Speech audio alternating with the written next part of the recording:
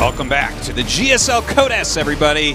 Life just destroyed Ro16 2-0. And if you're voting whether or not people need to watch those VODs, vote no. Yeah. Because there's a lot of StarCraft to see, and no one got no time for those. Yeah. Game 1, he basically destroyed himself. Actually, Life didn't even have to destroy him. Turns out you need more than 2 Banelings to kill a hatchery.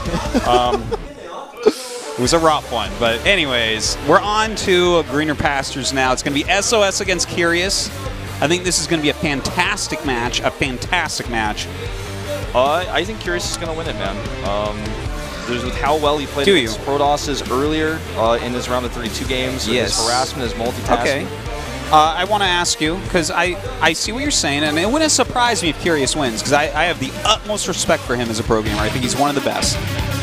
Even though his results don't quite back it up, he's one of these guys for me that I'm like, this guy's amazing. But what kind of style would you attribute him to in ZVP? That's really hard to say, because in the old days in Wings of Liberty, he was just one of those players who would never really attack or commit. He would just sit back and fill a map with spore crawlers and try to neural the mothership. That was like what he did. Yeah. But in Heart of the Swarm, he's very aggressive with his roaches. Roach movement has definitely been something that's attributed to his style now. So I would say it's hard to like compare him to another pro gamer, but I'd say he's a very aggressive Zerg now. Yeah.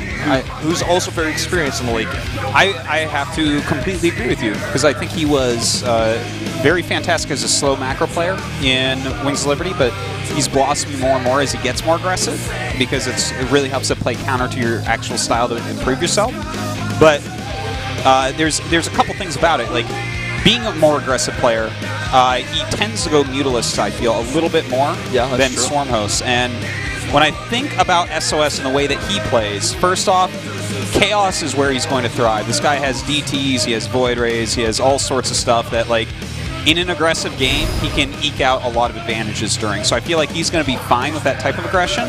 And also, he is the epitome of a Stargate Protoss. Like, this guy makes Stargates, he makes Void Rays, he's going to be ready for things like Mutas, I think, in this series. He doesn't really go for mortal timings. I don't think I've ever seen him do one. Like, it's been a long time if he has. He doesn't like to play within the grain. Right. That's all said. I feel like SOS is one of the best defenders that we've got out there. That's what I've always said about him, especially like when Terrans were doing so well in Wings of Liberty with drop play. He was just like, no, they're not. He's always got defenses set up. Curious is just like showing us in round 32 like hyper aggression, where he's attacking 3 places at once. Even if one of those places is just 2 roaches at your third base behind the cannons, he's like, they're still there. You're going to eventually have to deal with those 2 roaches that are behind the cannons. And so I feel like some of these reasons are making this such an interesting and exciting matchup. And like, for instance, as you said, a very good defender. I feel like SOS doesn't do as many timing all-ins. He does many really sharp and awesome harassments, which is going to be better against good defense, because you just are like, okay, well, that harassment I'm going to run away with or something. But I don't know. I'm feeling SOS for this, especially since Yonsu is our starting map. Yep, Yonsu, he could actually change things up here and do an immortal timing even. We'll have to wait and see. So going to our second match here of the round of 16, Group A, Curious versus SOS.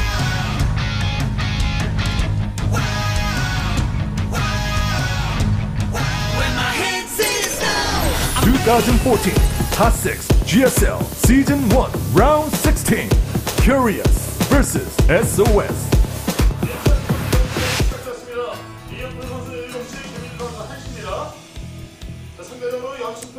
Okie dokie. Okie dokie indeed. Indeed. I agree upon that. All right. It was a pretty solid okie dokie, a pretty safe one. Yeah. It's a safe opener. Not too risky to say okie dokie at the beginning. No, not too much. Whereas, if I go like, oh my god, it's a 4-pool or something, that's more risky because, well, it's 6-pool, I would have to say, but because 4-pool doesn't exist in this game.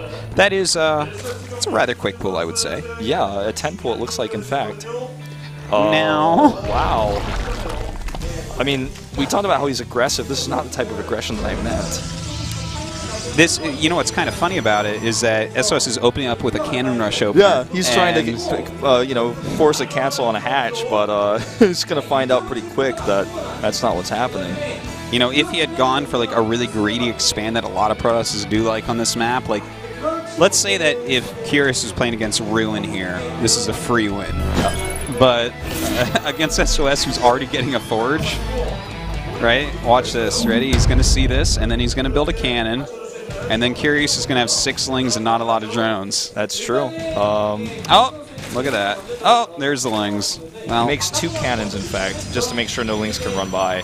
He's going to do this variation rather than trying to make a cannon as main base because it's a 10 pool, you know. Against a 6 pool, it would be a very different situation. But 2 cannons is, I think, going to make sure no Zerlings get through no matter what. He can also just make the wall tight and then cancel the pylon if he needs to. Indeed. He may need to do that, and that's fine. This is actually a really smart thing to do. Like, let's say if you're on the ladder, this is... Oh, hold on. These Lings coming in, and the 2 cannons going to completely screw them up, just as you predicted there, Wolf. But, like...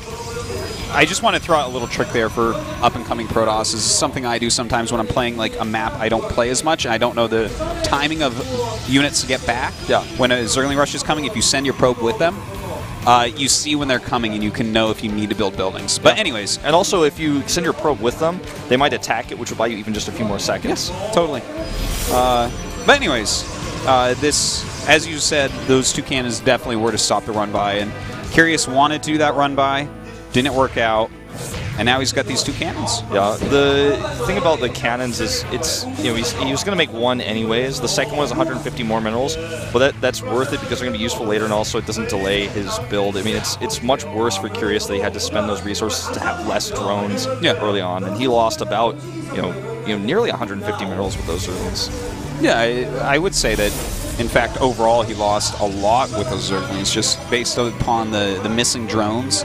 The drone that he had to build that early pool with, you know, it's kind of rough, but it's okay. You know, he's grabbing a couple hatcheries. He's droning up heavily. He's still pretty low on drones right now, but he should be able to recover reasonably well. Yeah, and this is a type of build that's not designed to kill somebody most of the time. You know, somebody like Ruin, like you said, it would be for you on this, but and plays a standard game, especially if they have a Forge opening. Now, look at how quick this +1 is. Yeah, very fast here. Isn't that interesting? I wonder if that's part of you know, the reason why you want to do a Forge opening in the first place. Well, I think that when you open up with a Cannon Rush in mind, with a build like this where you're blindly going for the Cannon Rush instead of scouting super quickly and, you know... You're just playing against somebody who like always hatch firsts or something like that where you're thinking about it. But, you know, I think that it's smart to have a good +1 follow-up because that's going to utilize your Forge. And the thing is, his opponent here is behind on drones overall, right? So he has to spend a lot of his larva on drones right now, which means he's not going to have as many units to defend this 4 gateway +1 time he has third base. So he's playing this like very tempo-based, and I like it. Yes. You know, it's a beautiful way to put it. He's looked at the what's happened here, and he's like, all right, so to recover from this, since you're basically no damage, you need to make a lot of drones, and while you're doing that, I'm going to hit you with this timing because I already have the Forge up. And it's so good against Zerglings, and when you're low on drones, the one thing you sure as hell don't want to do is try to make roaches. No. That's like, his economy is already stretched so thin, so I feel like this is a fantastically intelligent follow-up. Yeah, I think what he's going to do, too, I mean, I see the Twilight Council being added. After he does some damage here, he's going to just transition into doing a +2 Blink Stalker timing afterwards to finish him off. That's the plan here, I think. Yeah. This Zealot is in a great position as well, making it hard for Curious to actually trade efficiently here.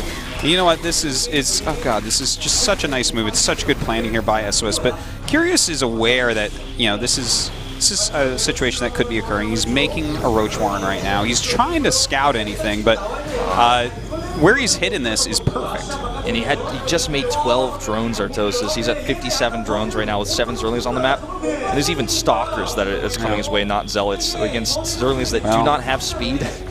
That's, you know, they're even better than the Zealots against Zerglings with no speed. Yeah. And the fact that he's skipping Zealots altogether means that that Roach Warren is not even going to be that useful. This is, like, how well SOS is doing here can't really be overstated. This is a great situation for him. It certainly is, and he's going to kill his queen here right away. And Curious is probably just like, oh my god, I'm done here. He's even going to lose the Overlord that he just made because he was supply blocked. And all these roaches that are spawning have no friends. They're spawning alone, and they're going to die alone. Yeah, it's a sad story indeed. The drone's coming back. Oh god, this is just not a good situation at all. Yeah, Without speed even being close to done here, and the thing is, even when it is, he can just do a round of Zealots. Yeah, and the time warp as well. He's just dead here, I feel. I mean, even if he survived somehow miraculously, he's spent so much larva to make units instead of drones, and the follow-up of the +2 and the blink that we talked about earlier is just going to kill him no matter what. He's just going to kite against these Zerlings without speed, and even if they did have speed, there's so many stalkers they can't even get the surface area they want to. Oh yeah, especially on Yonsu. Like, this is part of the reason why this map is so good for PvZ. Look at this little ramp. It's ridiculous. They can just run right up and hide. Now, he does catch a couple stalkers, which is nice, but his army is just, it's so crappy in comparison with this blink finishing up. Yeah, he doesn't have roach speed. There's no way. Let's see how many of these you can kill. Probably not that many. Yeah, and, you know, now blink is done. He's just going to avoid losing stalkers. That's the plan. This is where your heart really sinks as the Zerg player, especially with how long this rally route is without the Ro16, without creep. It's ridiculous, and I can't imagine that Curious is going to be able to hold this. Yeah, I mean, with this ramp as well, it's just very difficult to actually get a surround with Zerglings, so you don't even really want those.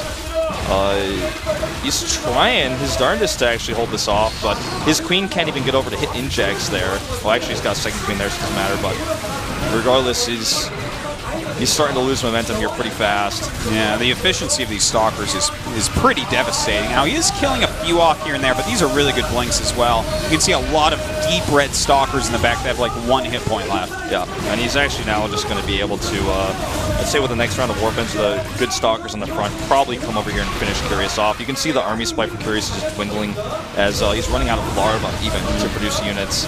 Really great second time warp here as well. Making all those roaches so slow on getting up here. But he does lose the mothership core.